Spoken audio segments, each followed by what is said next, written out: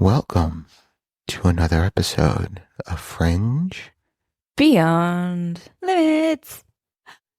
That was good. That was really good. Yeah, I like that. Don't you feel better once you do that? Nope. Yeah, like it's a cleansing. I get dizzy. I think we already discussed this story. Remember the oxygen? Too much oxygen. You always leave him speechless. I love it. The stupidity behind what she says is unfathomable. Unfathomable. Yeah. Do you know what that means? Unfathomable. Yeah. Do you know what that means? I can't even say it. I know. You can't say a lot. Which makes great podcast content when you can't say a lot. That's the only reason I'm here. Yeah, agreed. For all your great, I don't know. Verbisms. Verbisms. I don't think you've done anything great on this show yet. Vocalisms. All right, so how have you guys been? Good. Tired. Tired? Yeah, I'm doing fine. No? Okay. Yeah, very peachy. No? You know. Yeah. All right. Yeah. All right. I do have an announcement. Oh, what's the announcement? Your birthday's tomorrow. Is it? Yeah. Oh, shit. You're old. I am. Do you guys know how old I'll be? 27. Close. 62. 46. I will be 32 years old. That's a No. lie. That is a lie. I will be 46. Yeah. Yeah. I've reached a point in age to where if I die tomorrow, nobody really fucking cares. Like, no one cares about a 46-year-old dying. It's not true. No, it is. It'd be sad for a few minutes. Your doggies would care. I mean, like you hear someone, oh, a man passed away today at 46. Like, oh, well, yeah, fuck him, if he was like old, like, oh, I hope he had a good long life. And if they were young, oh, they didn't have a life. But when you hit like middle age, nobody cares. The middle child of ages. Yeah, pretty much.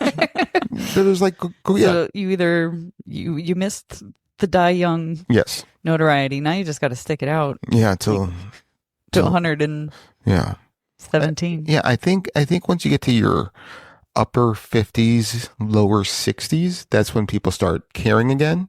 Because then they're like, oh, they died so young, But yeah, nobody cares if I die. Yeah, nobody gives a shit. They're like, yeah, asshole, go to work and you shut the probably were fuck doing up. something stupid. Yes, right. So fell off a ladder hanging Christmas lights or something. Yeah, dude. So funny story. One year I had to go up on my roof to put up the Christmas lights. So I'm already picturing like Griswold Christmas right now. 100%. I have done that movie. Yeah. Oh, did you? Weren't there multiple? Yes. Lots of Griswold movies. Yes. Yeah, anyway, keep going. On the roof. So I text my wife and I text her, hey, going up on the roof, listen for a big bang. I'm not bringing my phone with me. And I go up on the roof and I come back down and she's still laughing from my text. And she goes, why didn't you bring your phone with you? I go, because if I fell, I don't need a broken leg, ambulance charge, ER charge, and then a new fucking phone charge. I don't want to break that too. So I'm just going to leave. And plus, what am I going to do? Be texting when I'm on the roof? 3 points of contact. Yeah, right? So, yeah, she thought that was really funny. That is funny. Yeah, I guess so. Did you fall? No, I didn't. The Big Bang? I didn't. Was there a big bang and you just blamed it on being like Santa Claus? The Big Bang was me Banging? farting. Oh, Lord. Yeah, I'm very gassy. Drywall's falling apart from the rumbling. Yeah, last night my wife was like, will you go grab the thing and spray, please?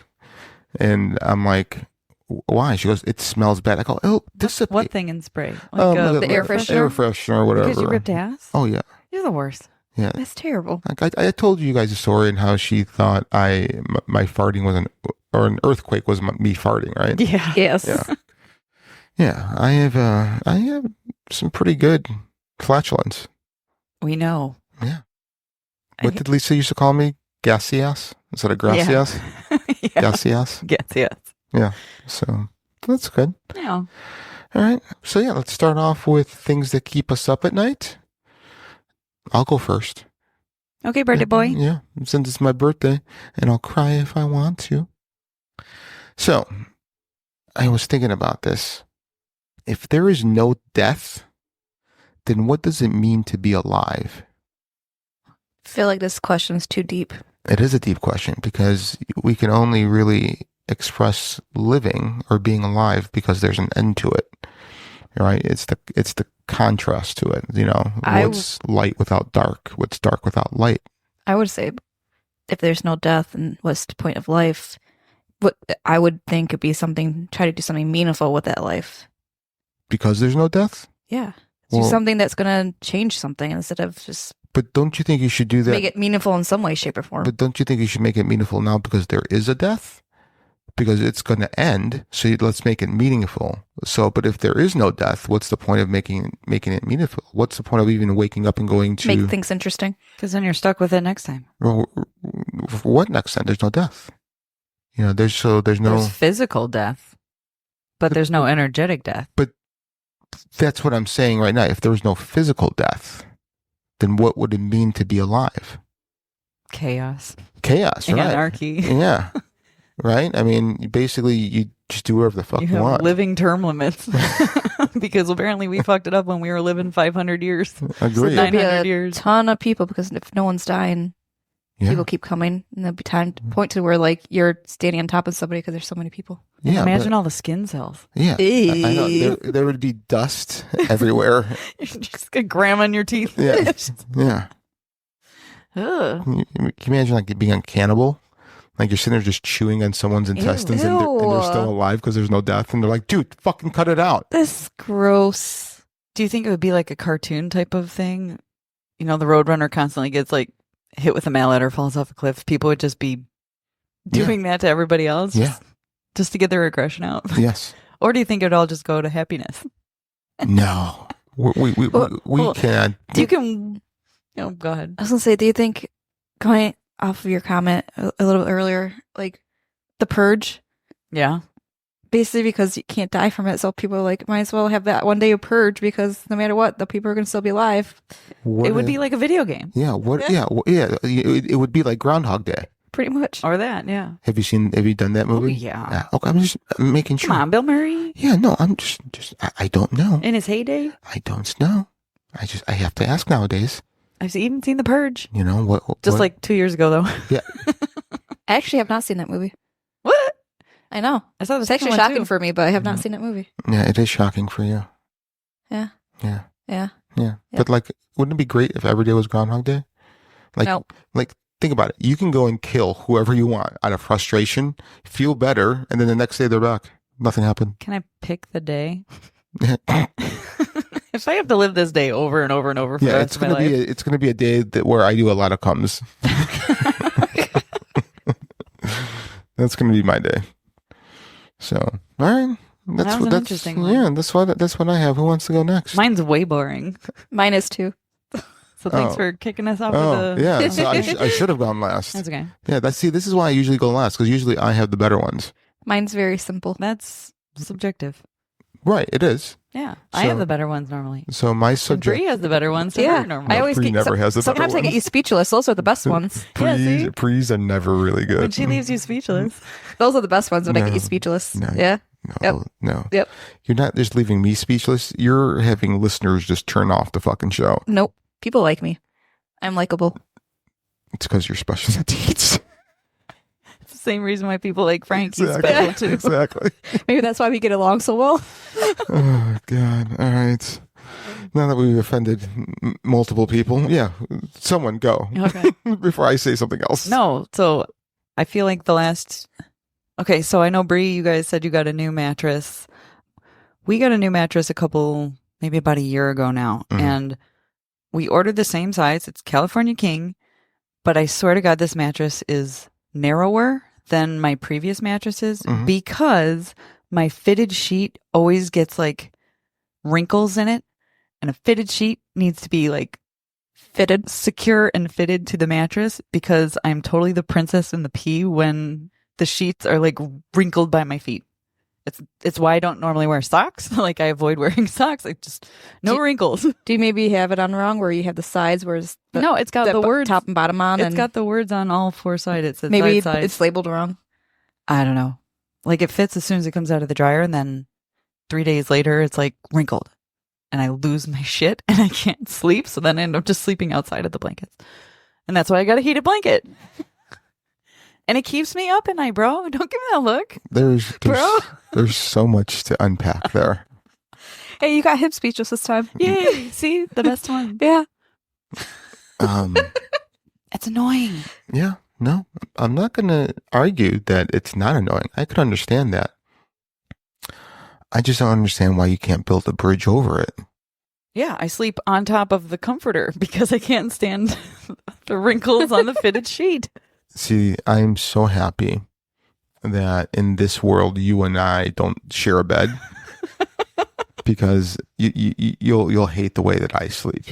Do you just like a squirrel nest? No. So Missy is always cold. So she's got the other sheet and the comforter on her. I get hot very easily. So I don't use the sheet. I'll sleep on top of that, loose sheet and under the comforter though. So I could flip the comforter on and off easier without bothering her because you know what I mean? I'm trying to visualize what you're saying.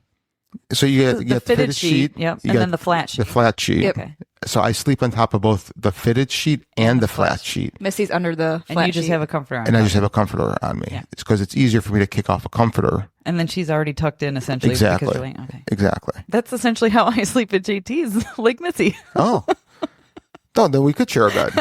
All right. Just one tiny square of a blanket because it gets too hot. Yeah. All right. But no wrinkles. No fucking wrinkles. See, that doesn't bother me. Oh, no. That doesn't bother me at all. It bothers me when the corner keeps coming off. Oh, yeah.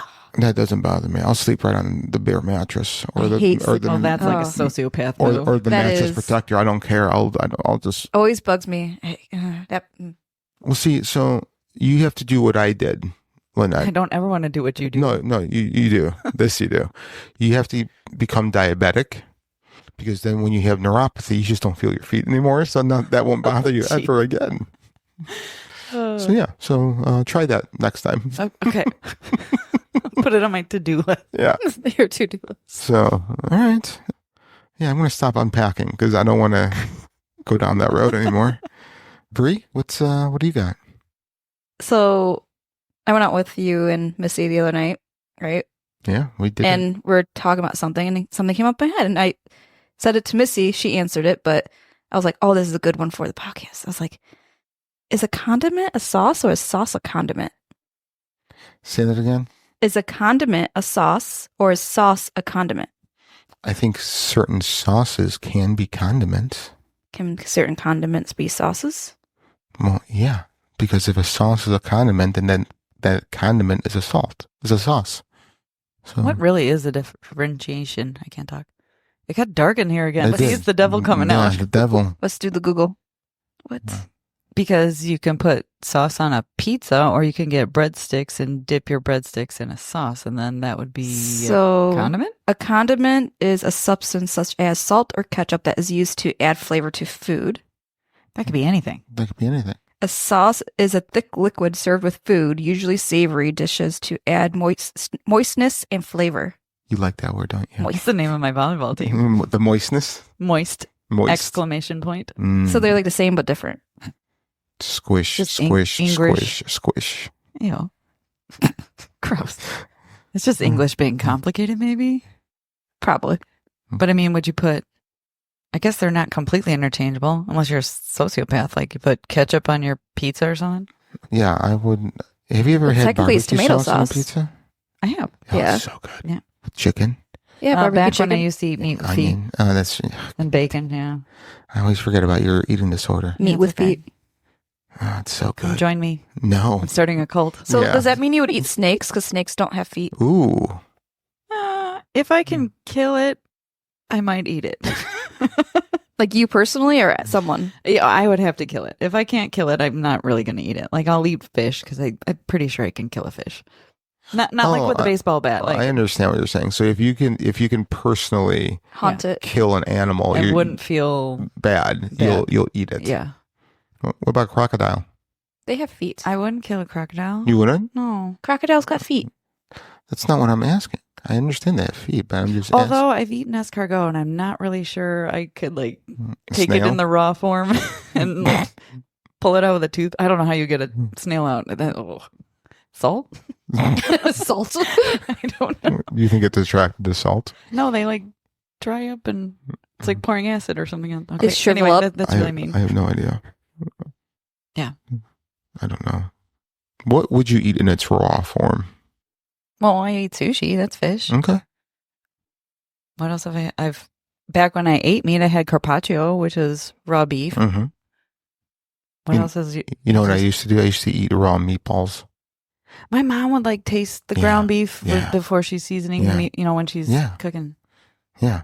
Oh, It's like, so isn't that good. how you get like E. coli and salmonella and all that? But that's also why I have like a strong immune system now. As a kid, I used to sneak raw Sneak eat meatballs. raw meat. You're a vampire. Yeah, pretty much. I'm never gonna die. Yeah. All right. Well, that was a little doozy. That was great. That was phenomenal. So what are we talking about today, ladies? Walk like an Egyptian. Ooh, we're talking I'm about trying to Egyptians. think of the tune beforehand. Yeah, you got it. It's like synthesized. Yeah, it is synthesized. Yeah. And do you remember who sang this song? Egyptians. No, I don't know. it was the Bangles. Oh, yeah. Yeah. We're talking about Dorothy Eady's story. Ooh, what's was she hot? Not the no place like home, Dorothy. Not that. Judy Garland? Yeah. She Dorothy. was hot. Yeah. What was the character's last name? I don't think that they ever said, did they? I don't know. Mm. I'd have to go back and do that movie. Yeah, you do. Yeah. All right, yeah, so we're talking about Dorothy Eady. What was her story about? Like Reincarnation. reincarnation? Yeah. Right. And after having a head injury, Mm-hmm. she came back after recovering and believed quite vividly that she was a reincarnation and lived a life in ancient Egypt. Do you guys believe in reincarnation? I do. Yeah? Say no, but I want to. I don't know what that means. Yeah, I don't either. It's like I hear the stories. It's just, to me, it's just a story. It's like anything else. You hear a story, you wish it was true.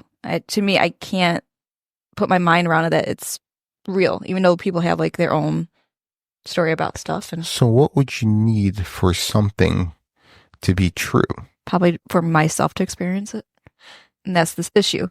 But you've had a past life. You just don't remember it. Exactly. Until I remember it, like I don't believe it. All right, we're going to hypnotize you. Yeah, And we're going to send you on a past life regression. Yeah, past life regression. Okie dokie.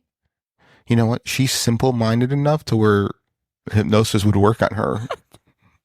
Simple-minded? You're such a butthole. I hate you.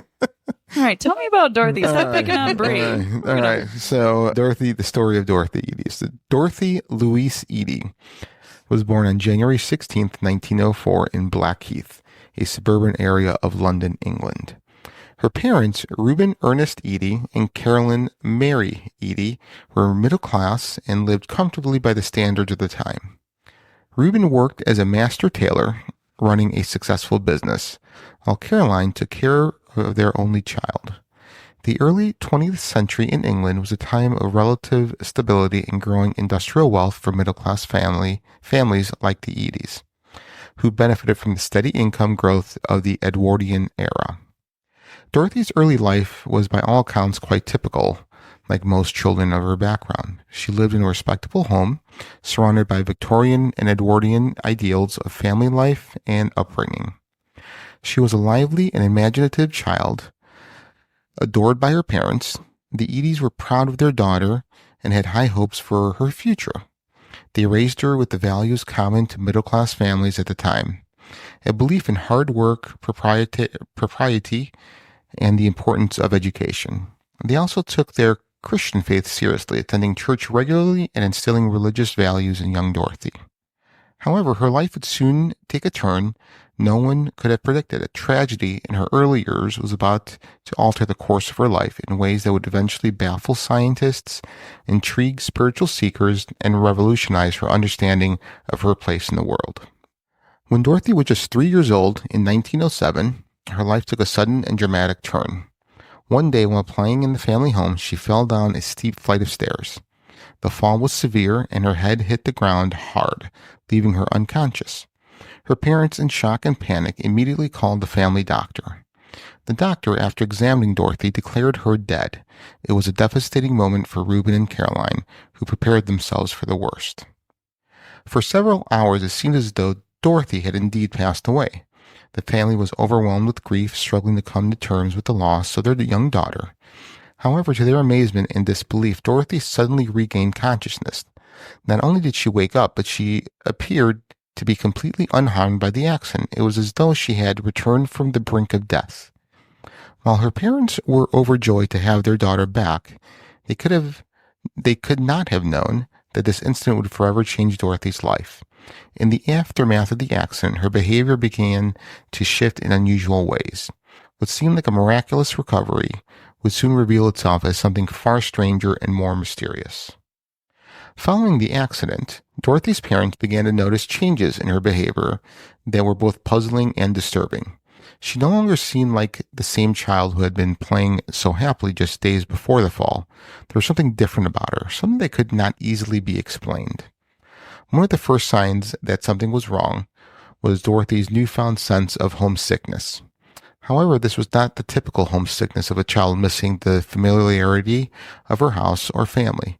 Dorothy spoke often of different home, a place that she could not clearly describe, but which she longed to return to.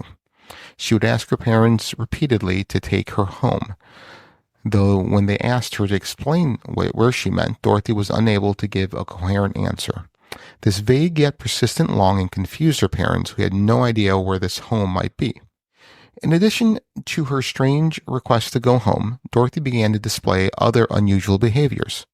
She would often hide under furniture to find small enclosed spaces to retreat into, as if seeking shelter or protection. This was not typical behavior for a child who had grown up in a loving, secure environment. Her parents attributed these behaviors to the trauma of the accident, believing that she was still recovering emotionally from the fall. However, what disturbed her parents most were the vivid dreams and visions Dorothy began to experience. She would often wake up in the middle of the night crying or speaking in a strange manner as though she had been transported to another place and time. These episodes became more frequent, and as she grew older, the visions would become more detailed and specific. The clearest sign of the transformation that had taken place in Dorothy came during a visit to the British Museum when she was around 4 years old. The Eadys, like many middle-class London families, enjoyed visiting cultural institutions such as museums and galleries, which were seen as an important part of a well-rounded education. Reuben and Caroline decided to take Dorothy to the British Museum, hoping that the outing would cheer her up and distract her from the strange behavior she had been exhibiting since the accident. At first, the visit proceeded as expected, with the family walking through various exhibits and admiring the artifacts on display. However, everything changed when they entered the Egyptian galleries. The moment Dorothy saw the statues, hieroglyphs, and mummies of ancient Egypt, she became visibly excited. She ran toward the statues, hugging their legs, kissing their feet, crying out that she had finally come home. Dorothy's emotional outburst stunned her parents, who had never seen her react this way before. As they tried to pull her away from the statues, Dorothy resisted, insisting that she knew these figures, that she belonged with them. She spoke in a tone of desperation as though she had been separated from long-lost family. The depth of her emotional response was so intense that it left her parents bewildered and deeply concerned. From that day on, Dorothy's obsession with Egypt would only grow stronger. So I have a question for you guys. Have you guys ever been interested or just attracted to a certain time of history or a certain group of people? Yes. Could you want to elaborate on what that was? Egypt, actually. Ancient Egypt. Okay, Yeah. so when did that start? Middle school, 6th grade when we studied it. Okay. What drew you to them? It was more like the pyramid, the mummification. It was mainly the mummification process that mind baffled me.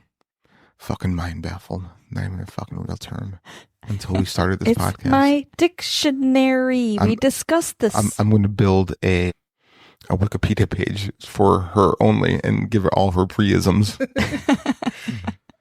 Okay, well, that's cool. Miss Lynette? Yeah, Egypt was one of them, to the point, I think I was like in middle elementary school. So what is that, like third, fourth grade, something like that? 6th, 7th, and 8th.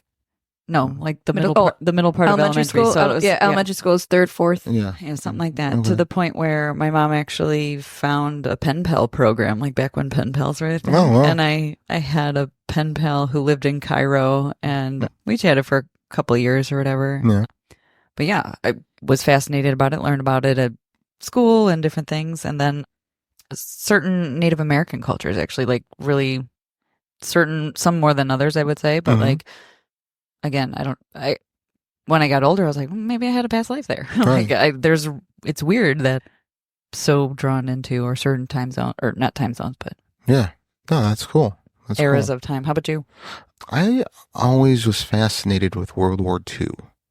I don't know why. As you were talking about before. Yeah, as we were talking about We before. started recording. Yeah. So, yeah, I was always fascinated by that. That and like Roman times. That was You another know. one of mine too. So Ancient Rome. I'm not sure if that was just because of my Italian upbringing. It's like, oh, what happened to the Romans? Well, they turned into Italians, So, Yeah. So those two eras really always spoke to me and drew me towards them. Yeah. Yeah. So, no. Well, you reminded me, because Pompeii was one that was Mm-hmm. I completely blown away by the history. And actually, that was one of the places we stopped on our trip this Oh, yeah. How was that? summer. Driving there, I actually started crying. Really? It was pretty visceral, like actually seeing Mount Vesuvius Mm-hmm. as close as it was, and knowing that, people in this small little area were completely decimated. Yeah. They had minutes to react. Yeah. And the tour sucked because we only had about an hour Oh, wow. to go through a UNESCO historical site, and we were rushed out. Like, I was actually quite pissed. So Wow. I'll have to go back now. Yeah. How old was I? I think I was in 6th grade when I was there. I was just blown away just seeing. All the penises on the walls and the stones. I mean, I tried touching as many as I could. No, it's a thing though. Yeah. It was yeah. okay. Yeah, Okay. yeah, I the know, Museum of I know. Science and Industry last year did or was it earlier this year? They did their special exhibit was Pompeii, and they had a room of all the sexual stuff that Yeah, they did. yeah, yeah, That was the arrows to the. yeah, yeah. There's like a sign that says must be 18 or older, or else accompanied by an adult to go in this area. Yeah, no. So I tried to touch as many as I could when I was there. So that's when I think my kink started. I mean, when we were there was actually my mom and I snuck away from the group and started walking around, and they didn't have it roped off. Right. They didn't have people working there, but there were straight up just bones in a Mhm. little corner. Like, there was no sign saying "Don't cross here." Like, Right. we're working on it, but they Right. keep finding Yeah. more and more things. Yeah. It's. I mean, trying to wrap your mind around what would you do in those final moments, Right. I mean, it was crazy. Like, yeah. Well, what was your diehard quote? What, in those final moments, what'd you say? What would I say? Remember? Oh, yippee-ki-yay, motherfucker. Yeah, there you go. Yeah, that's what it was. Yeah. Yeah. Anyway. All right, cool. So, over the next few years, Dorothy's fascination with ancient Egypt deepened. She would often speak of a place she called her real home, describing it as a vast and beautiful land filled with temples, gardens, and a powerful river. These descriptions were unusual for a young child, especially one with no formal exposure to the history of Egypt. Dorothy's parents, while disturbed by her strange behavior, assumed that she had picked up some ideas from picture books or stories, and that her imagination had created these visions of a far-off land. However, Dorothy's memories were far more specific than her parents realized. She would describe scenes of religious ceremonies, elaborate temple rituals, and the daily life of a priestess. She spoke of walking through grand halls filled with towering columns, performing sacred duties, and offering prayers to gods she named as Osiris, Isis, and Horus. These details went beyond anything she could have learned from books or stories aimed at children. It seemed that Dorothy had knowledge of ancient Egypt that was far too advanced for someone of her age and background. As Dorothy entered her teenage years, her fascination with ancient Egypt only deepened as her dreams, visions, and memories returned with frequency and intensity. She would often dream of walking through grand temples where she could vividly recall the colors, smells, and sounds of the ancient world. In these dreams, she saw herself dressed in the white linen robes of a temple priestess, performing rituals and offering prayers to the gods. She described these visions with remarkable detail down to the specific arrangement of rooms in the temple and the intricacies of the hieroglyphs inscribed in the walls. This outward obsession began to isolate her from her peers and even from her parents. For a young girl growing up in Edwardian England, her behavior was seen as strange. Most teenage girls of the time were concerned with socializing, preparing for marriage, or learning domestic skills. Dorothy, by contrast, had no interest in these things. Instead, she spent her days immersed in books about Egypt, drawing pictures of temples and pharaohs, and recounting vivid memories of a life she believed she had lived thousands of years ago. Dorothy's social isolation became more pronounced during these years. Her classmates found her so they avoided her. She spoke often of her other life, returning to herself as someone who had once been part of Egypt's ancient world. She would talk about religious ceremonies, temple practices, and the gods of Egypt, as though she had lived through those experiences firsthand. This unnerved her teachers and classmates. Why do you think it would unnerve them? I mean, you're talking like early 1900s. I guess.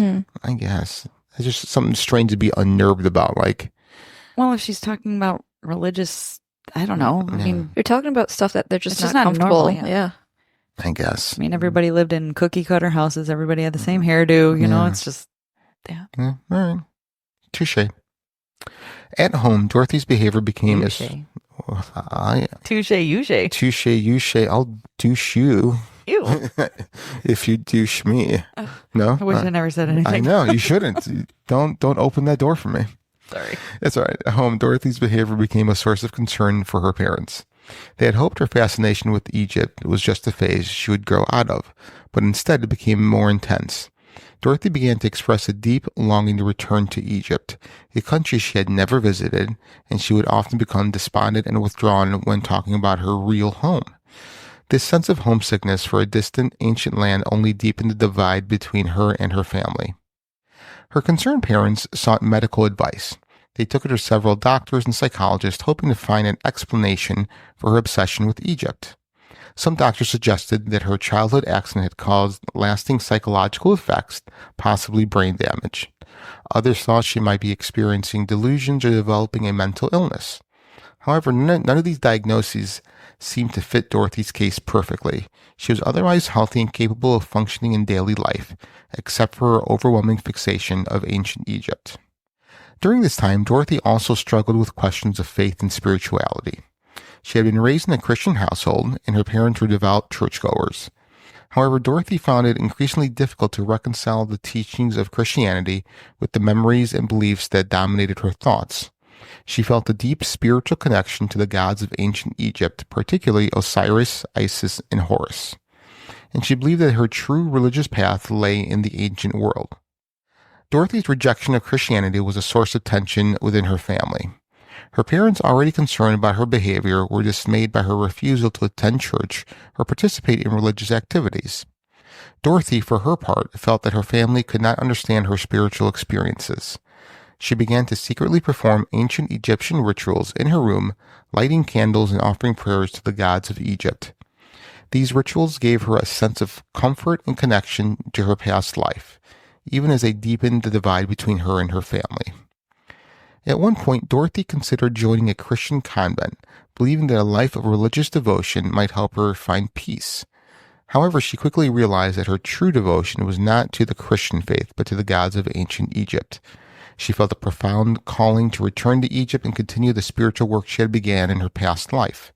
This calling would guide her actions in the years to come as she searched for a way to fulfill her destiny.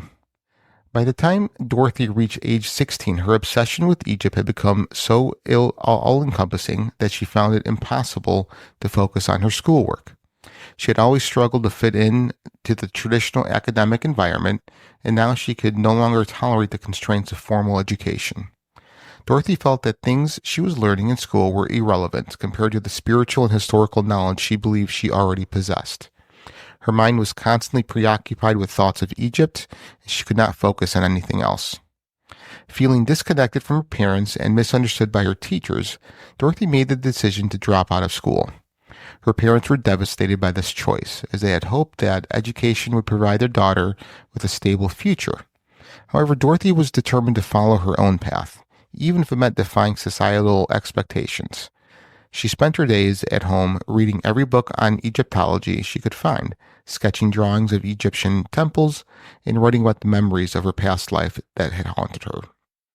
As time went on, Dorothy's memories became more focused on a specific location, the Temple of Seti I in Abydos. She claimed that she had lived in this temple as a young girl named Bentrist. Did I say that right? Bentrist? That'll work. Okay.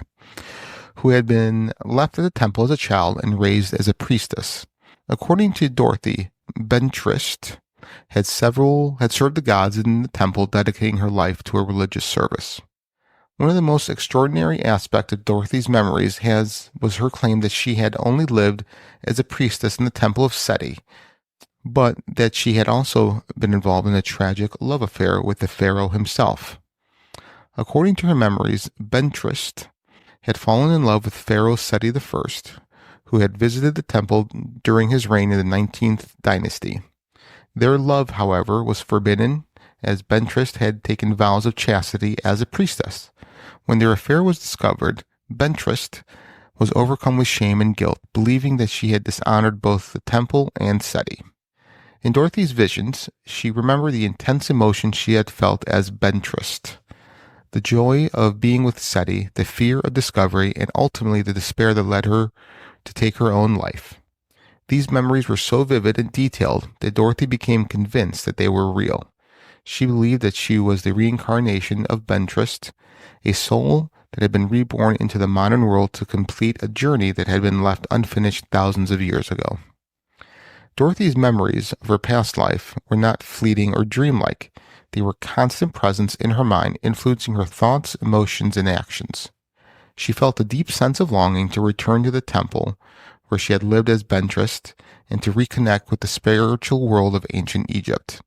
This longing would drive much of her future decisions, actions, as she sought to make sense of her place in the world. I'm sorry. Yeah. I'm sitting here thinking, but like not just the regular version, the pest. Oh my God. By John Langman's song. Yeah. Yes. So as you read, I'm like hearing. Do you read to those? To that the beat. Sound. Yeah. To that beat. Oh my God. All right, listen, I'm just happy I don't have these weird thoughts on my own. Like other people have weird thoughts too, so I love it. One of the few moments of encouragement Dorothy experienced during this difficult time came when she attended a lecture by Sir E.A. Wallace Budge. What the fuck? Sir I was waiting for Bree to say something. She's like, why do people have 16 names? Pretty much. Here's another one. Yeah. One of the most prominent Egyptologists of the early 20th century. Budge was the keeper of Egyptian and Assyrian antiquities at the British Museum, and he had written extensively on ancient Egypt, religion, and hieroglyphs. Dorothy had long admired Budge's work, and she was thrilled at the opportunity to hear him speak in person. After the lecture, Dorothy summoned the courage to approach Budge and introduce herself. She told him about her passion of Egyptology and her belief that she had lived in previous life in ancient Egypt as a temple priestess. Although Budge was understandably skeptical of her claims of reincarnation, he was impressed by her knowledge of Egyptian history and religion. He listened patiently as Dorothy described her memories of the temple of Seti I and her experience as Bentrist. Budge's response to Dorothy was both kind and encouraging. While he did not endorse her belief in reincarnation, he recognized her passion for the subject and encouraged her to continue studying Egyptology. He suggested that she pursue formal education in the field, though Dorothy's lack of traditional schooling and financial resources made this difficult. Still, the brief encounter with Budge gave Dorothy a sense of validation and renewed her determination to find a way to return to Egypt. In the early 1930s, Dorothy's life took a dramatic turn when she met Emin Abdel Migouid, a young Egyptian man who was studying law in London. Iman was handsome, charming, and worldly, and the two quickly formed a close bond. Despite the cultural differences between them, they fell in love, and in 1933 they decided to marry. This marriage was a pivotal moment for Dorothy, as it provided her with a long-awaited opportunity to move to Egypt, the land she believed was her true home. This was just a strategy move. It was. It's like, you know what? I'm going to blow this guy until he takes me to People Egypt. blow each other in the 30s. That's a great question. You know, we should probably. It's more probably like a legit blow. We should probably do like an survey, an investigatory into that and see what they say. After their wedding, Dorothy and Iman moved to Cairo, where Iman's family lived. For Dorothy, arriving in Egypt was an emotional experience unlike any other.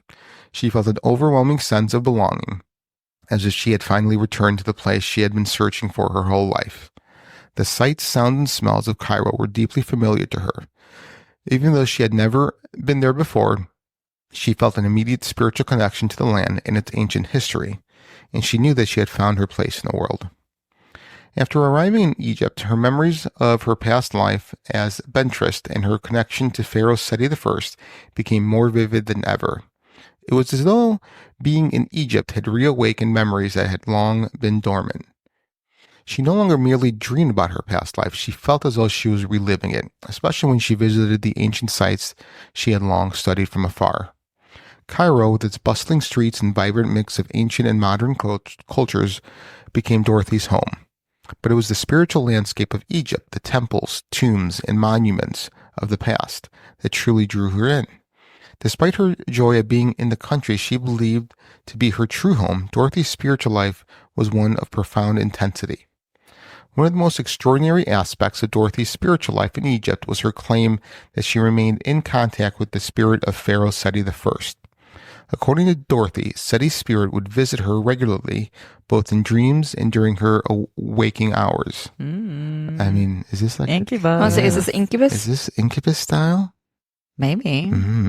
I mean, if they were very in tune to spiritual practices, maybe they conjured a way to do it. I hope. Ooh la la. I hope this gets juicy. Moisty, juicy. These encounters were intensely personal, and Dorothy spoke of them with great reverence. She believed that Seti's soul was watching over her and guiding her as she carried out the spiritual work she had been tasked with in his life. I feel like I'm in this like that late night sex talk I know I did that on the radio. Thanks, Dr. Drew. Yeah, I'll stop that now. Dorothy described Seti as a wise and compassionate figure filled with a deep understanding of the human condition. She stated that during their encounters, Seti would reassure her and offer guidance on how to navigate her modern life while maintaining her spiritual connection to the ancient world. Dorothy believed that their love had endured beyond death and that they were destined to be reunited in the afterlife. In 1935, Dorothy gave birth to a son whom she named Seti, after the pharaoh she believed she had loved in her past life. Like Hubs was okay with this? I guess. I mean, remember we did that one article in the beginning where the lesbian couple had the ghost. Oh, the threesome. The throuple? The throuple, yeah. The grupple. Yeah, it was Grupple. It was grupple. The ghost. But I mean, she confided in her husband that she's reincarnated and she was in a relationship with Seti. And did she really get pregnant by a husband? Right. Or did She's going to name the kid after. You're right. Did Seti's ectoplasm. Pharaoh Seti with an I, Pharaoh, a baby Seti with a Y. With a Y. Yeah. Yeah. There's some hijinks going on. I need a paternity test. Yeah. Yeah. Maury. And you are not the father. I would love to do a skit of the ancient world with Maury Povich. That would be Like- awesome. Like the first chapter of the Bible, it's Yeah. like so-and-so beget so-and-so. Yeah. Sorry, bud. Yeah. You ain't the father. Right. Yeah. Yeah. Like I think that'd be so funny. That's a good idea. That's the- In 1935, Dorothy gave birth to a son whom she named Seti after the pharaoh. I already read that. It was at this point that she adopted the name Om Seti. Just Om. 2 I'm sorry. Om Seti? Mm-hmm. I don't know why I see an I there. Oh, you don't like because there's like a little dot on my screen. Clean your monitor. I know, I need to. So Om Seti, meaning mother of Seti. This name would become her identity for the rest of her life, symbolizing her connection to both her son and her past life as banterist. However, Dorothy's marriage to Iman was not destined to last. Shocker. Shock. While they had initially fallen in love, the cultural differences between them, combined with Dorothy's deep connection to her other life, created tension in their relationship. Iman, a modern Egyptian man, struggled to understand Dorothy's devotion to a world that existed thousands of years ago.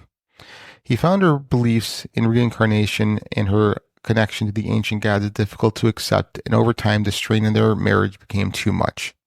Eventually, Dorothy and Iman divorced. However, Dorothy chose to remain in Egypt, feeling that her life's purpose lay in the land of the pharaohs. She had no desire to return to England, a place that no longer felt like home to her. From that point forward, Dorothy would devote herself entirely in her spiritual beliefs and her study of ancient Egypt. But wouldn't like modern Egypt not exactly feel like home either? Because when the Egyptians were there, and Yeah. wasn't it more lush versus this? It's that spiritual connection. I know, but it rains a lot in England, and it's just I mean, you're getting wet one way or the other. Jesus. Right? What did you think their arguments were like? Like, can you, Dorothy, stop like, talking about your ex-lover. Yeah, I don't know. yeah, and then Yeah. Dorothy's like, well, you know what? That's not the way Seti did it. You Let's know, call in the past. Seti was so much more comforting than Such you a were. better lover than Yeah. you. Stop living in the past. His hog pleasured me. Ew, nobody says that. No, Not even in modern. no, nobody calls it a hog anymore. No. Oh, all right, just me. Apparently. And that explains why. Well, we'll Why? just keep. Why I don't do many sexes? Yeah. You do sexes once every 5 years. All right. In the years following her divorce from Iman Abdel Meguid, Dorothy needed to find a way to support herself and her son. Seti, while living in Egypt, unfortunately, her deep knowledge of Egyptology combined with her artistic skills provided her with an opportunity to work in the field she had long passionate about. Dorothy was hired by the Egyptian Department of Antiquities, initially working as a draftswoman. Her job involved documenting ancient artifacts and inscriptions, meticulously sketching the finds that were uncovered during archaeological digs across the country. Her role as a draftswoman was crucial in a time when photography was less reliable, and detailed hand-drawn records were necessary for the preservation of Egypt's archaeological heritage. Dorothy's ability to replicate hieroglyphs, inscriptions, and architectural details with great precision made her an invaluable asset to the teams she worked with. While her job was initially limited to creating technical drawings, Dorothy's vast knowledge of ancient Egyptian religion and temple practices soon caught the attention of her colleagues. Her fluency in interpreting hieroglyphs and her understanding of Egyptian rituals went far beyond what was expected of someone in her position. Many of the archaeologists she worked with began to consult her on religious symbols, temple architecture, and funerary practices, recognizing that she had possessed a unique insight into the ancient world. Dorothy's growing reputation in the Egyptological community led to collaborations with some of the most prominent scholars and archaeologists of the time. Although many of her colleagues were skeptical of her claims of reincarnation, they could not deny the depth of her knowledge and her uncanny ability to predict the locations of hidden artifacts and temple features. One of the most notable scholars Dorothy worked with was Dr. Selim Hassan, a leading Egyptian archaeologist who was conducting major excavations during the 30s and 40s. Dr. Hassan recognized Dorothy's expertise in religious symbolism and temple rituals, and he often consulted her on the interpretation of inscriptions and scenes depicted on tomb and temple walls. Although Dr. Hassan did not necessarily believe in Dorothy's spiritual experiences, he respected her scholarly contributions. Dorothy also collaborated with Dr. Ahmad Fakhri, another prominent Egyptian archaeologist known for his work on the pyramids and tombs of the Old Kingdom. Fakhri, I don't like how that sounds, admired Dorothy's ability to interpret complex hieroglyphs and her deep understanding of ancient Egyptian religious practices. Like Hassan, Fakhri did not fully endorse Dorothy's belief in reincarnation, but he valued her contributions to the field. Despite the skepticism of some of her peers, Dorothy's work was respected, and she continued to make valuable contributions to Egyptology throughout the 40s and 50s. Her position with the Department of Antiquities allowed her to work on several important excavation sites, and she developed a reputation as an expert in ancient Egyptian religion, particularly in the rituals associated with the Osirian cult. There's a cult? Yeah, they did a cult. They did many cults. There's always cults. We're going to add that to the list. Yeah, well, I think each god had its own cult. Is religion a cult? Yes, it is. By definition, it is. Yeah, so... You okay? There's a fuzzy in my nose. Okay. Jesus, you just like spazzed out. Like every time I inhaled with my nose, it kept going up. Jesus. All right. Maybe they don't want me talking about the cult. All right. Are we better? Yeah. Okay. For now.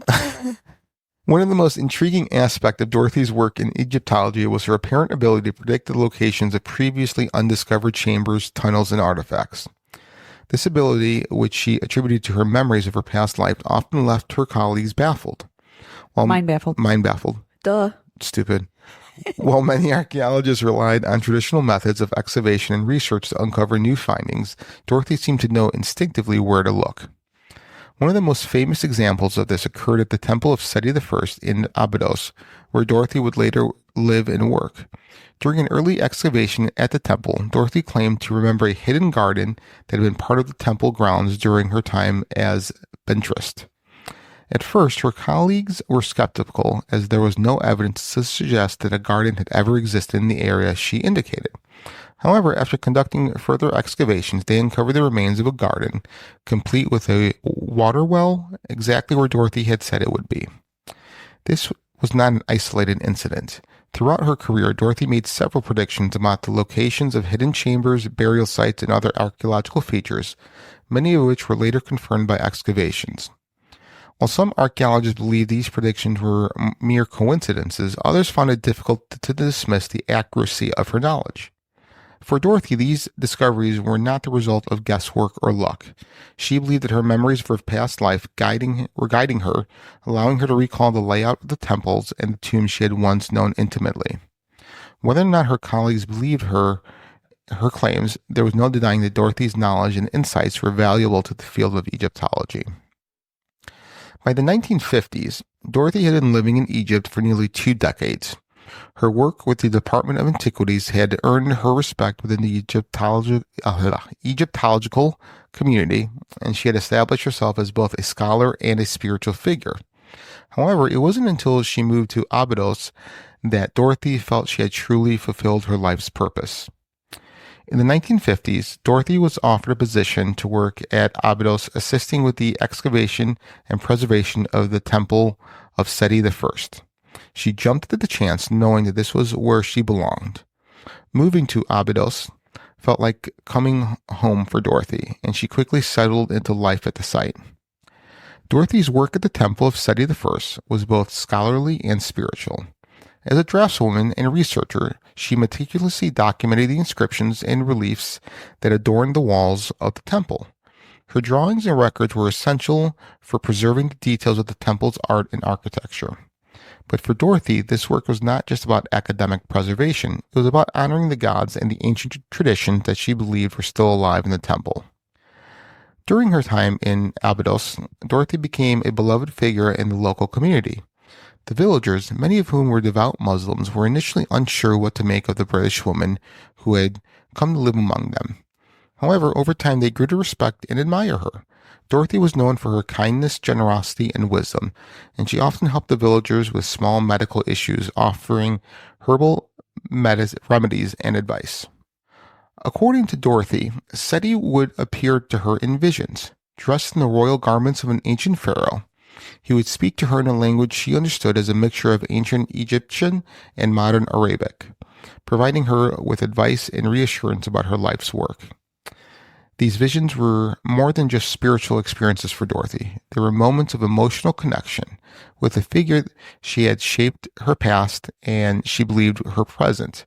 She felt that Seti was watching over her, guiding her as she worked to preserve the temple and maintain the ancient rituals. For Dorothy, these encounters confirmed her belief that she had been brought back to Egypt to fulfill a spiritual mission, one that had begun in her previous life. So what do you guys think so far? I still think she just has a lot of knowledge of all this. Where did it come from?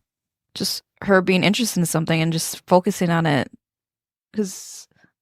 But she had no schooling about this. But there's no, but that's just because she has no schooling doesn't mean she got the information somewhere else. And there is really no proof of that. They just said that from what they know of, she didn't have previous. We don't know that. Do you think she looked this stuff up on the internet? I think she came across it, not on the internet, obviously. They didn't have internet then. I think she came across this information somehow and just stuck with her. And as a kid, she probably doesn't realize that's what came from. She just came up with these stories and she started believing them herself. I don't think you fully understand the living back in 1910. I know, there's not much. No, there was nothing. Yeah, I know. So, like I said, she came about this information somehow. I didn't say she went to a library. Right. I never said that. But as a 5-year-old in 1909 in England, there was no talk.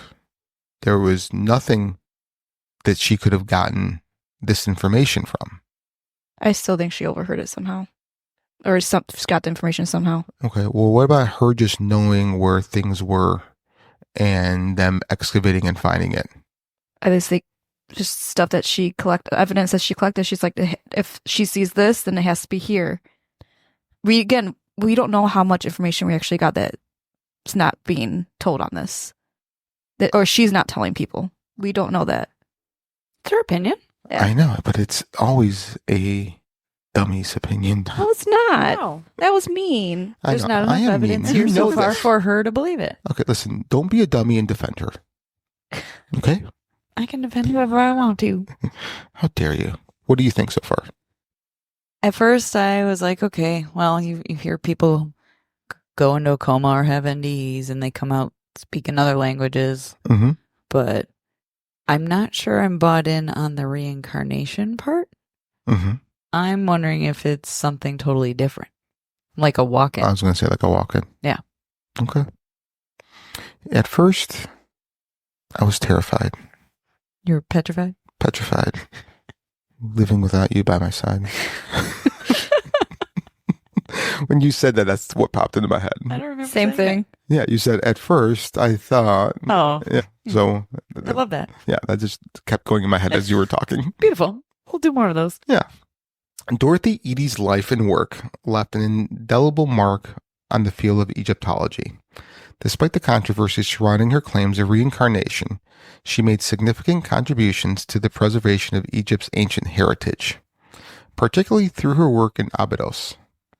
Her detailed documentation of the inscriptions and reliefs at the Temple of Seti I provided invaluable records for future generations of scholars.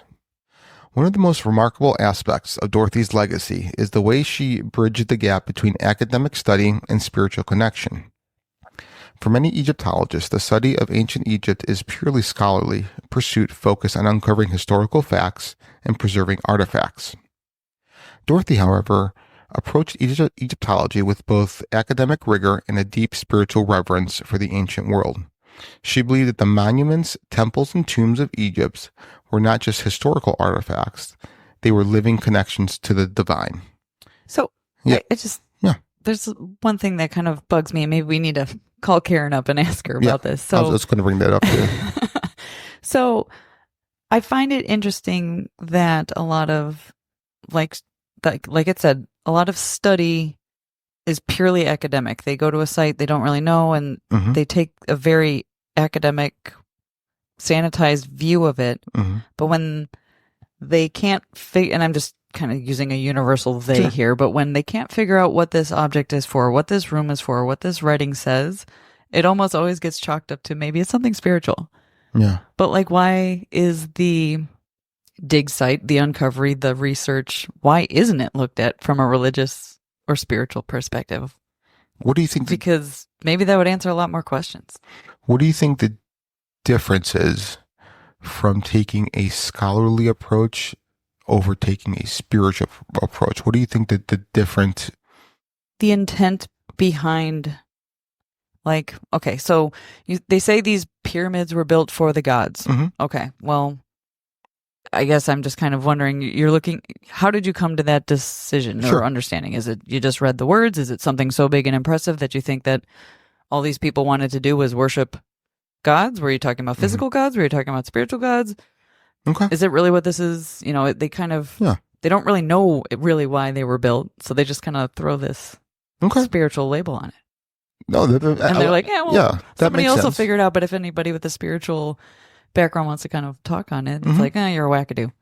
Yeah. No. Where's the science? You know, Right. but you couldn't figure it out Right. with No, the science. Yeah. No, that makes sense. That's why I was asking. I was just trying to.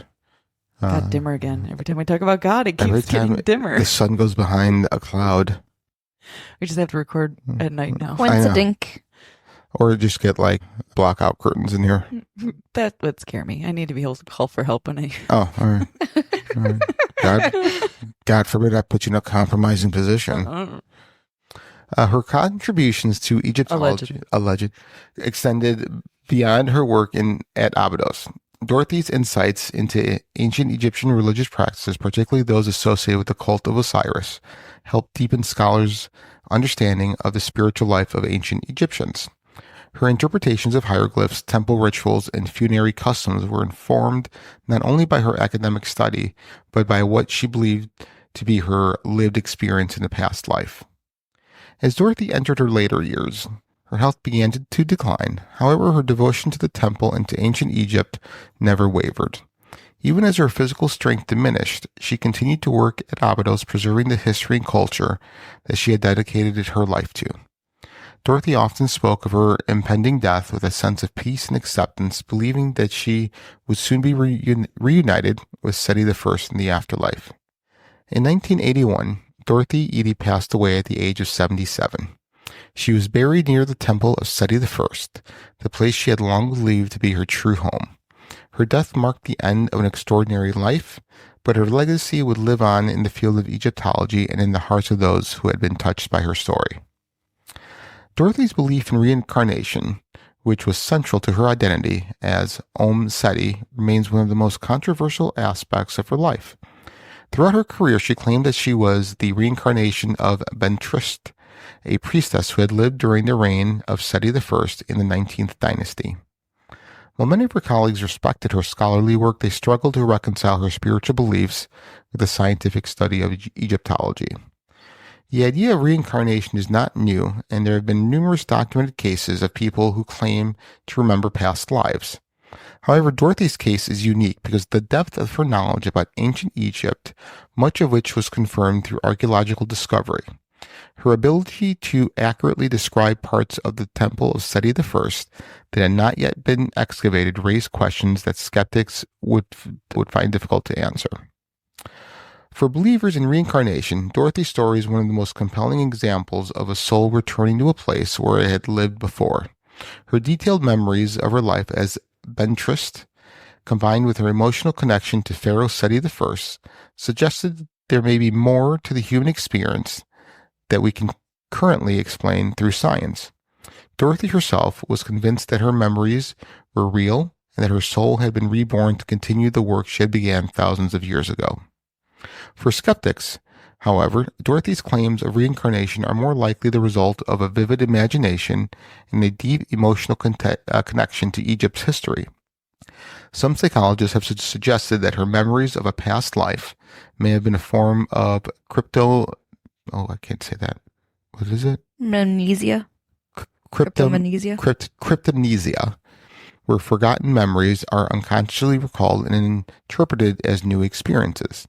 Others believe that Dorothy's passion for Egyptology combined with the trauma of her childhood accident may have led her to create an elaborate fantasy world in which she would escape the constraints of her modern life. Regardless of where one stands on the issue of reincarnation, Dorothy Eady's life raises important questions about the nature of memory, consciousness, and the possibility of life beyond death. Her story continues to captivate both scholars and spiritual seekers, and it remains one of the most intriguing cases of alleged reincarnation in modern history. The life of Dorothy Eady, or Om Seti, is one of the most extraordinary stories of the 20th century. Her journey from a London child who suffered a near-fatal accident to a reincarnated priestess living and working in Abydos challenges our understanding of life, death, and the human soul. Where one believes in her claims of reincarnation or views her story as a fascinating psychological case, there is no denying the profound impact that Dorothy had on the study of ancient Egypt.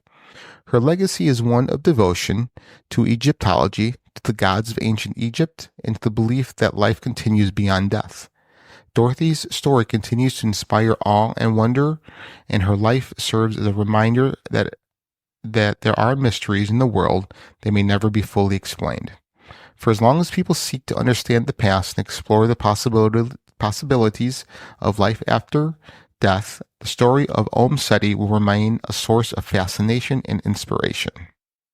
So, what do you have to say over there, Miss Lynette?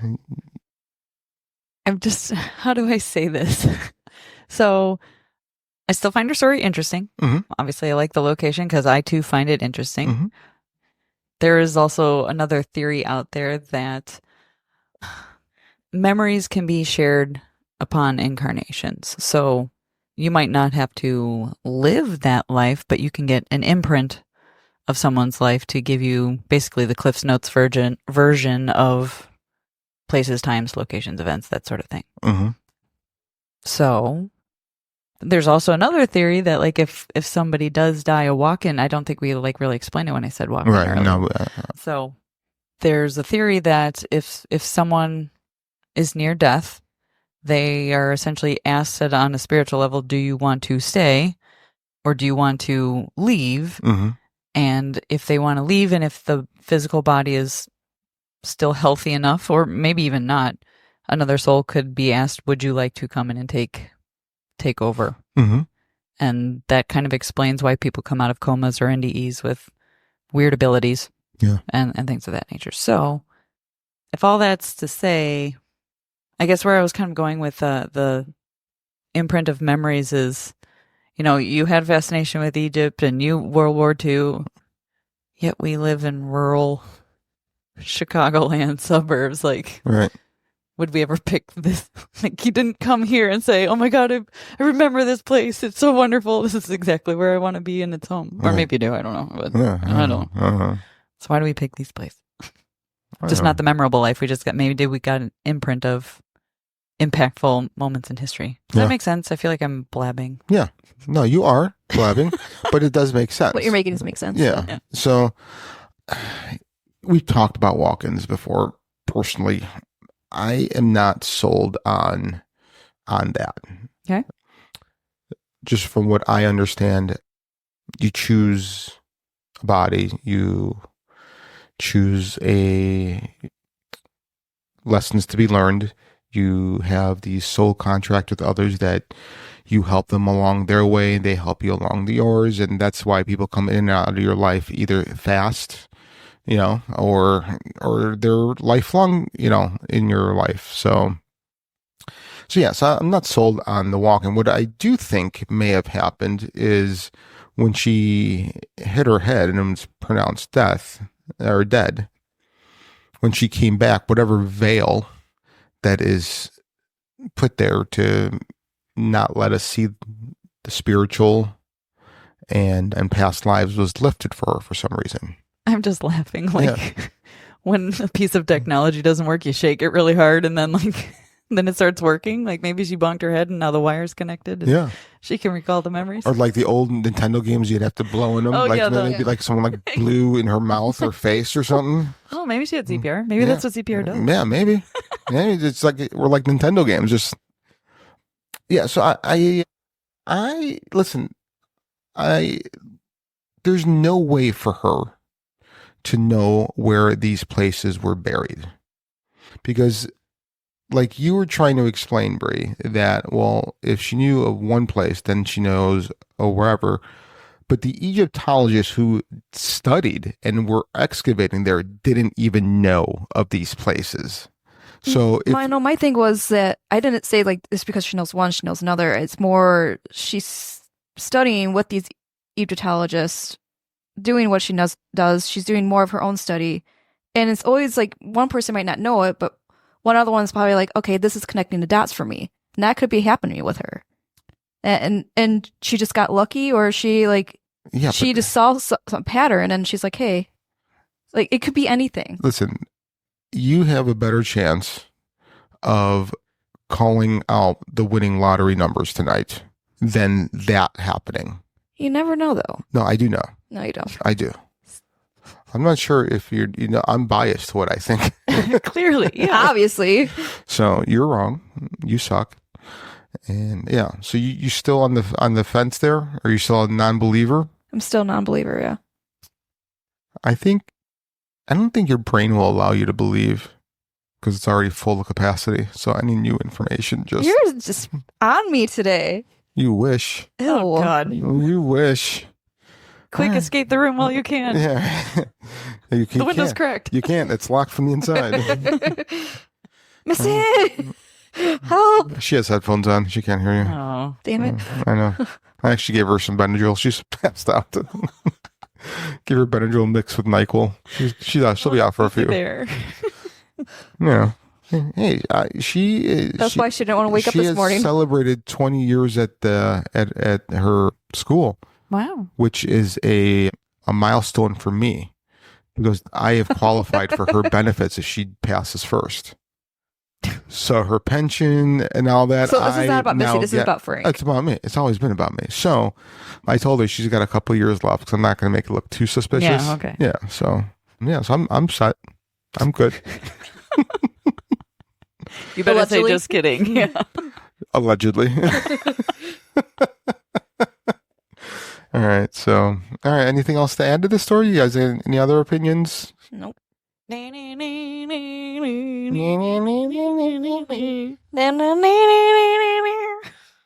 think you were doing like some hillbilly song. That's what it sounded like a banjo. All right, let's stop right there before we lose any more listeners.